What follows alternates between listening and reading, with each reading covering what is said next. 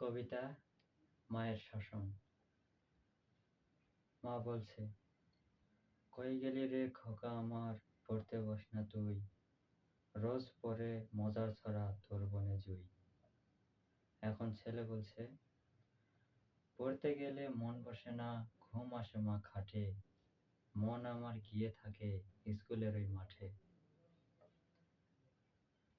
এখন মা বলছে, এমন কথা বলতে নেই ওরে বাবা খোকা, লেখাপড়া না করলে ডাকবে তাকে বোকা। এখন ছেলে বলছে, বোকা ডাকবে ভালো কথা, খারাপ তো নয়, খেলতে যদি পারি মাগো লোকে সেরা কয়। লেখাপড়ার পাশাপাশি যদি করিস খেলা, শিক্ষাবিদ্যা লাভ হবে কেটে যাবে বেলা।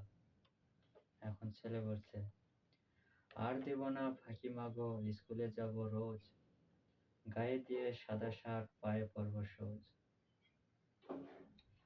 এই কবিতাটি আপনারা জীবনে ব্যবহার করবেন, যে আসলে আপনাদের গোল, আপনারা কি চান, কোনো কাজ ব্যবহার করবেন।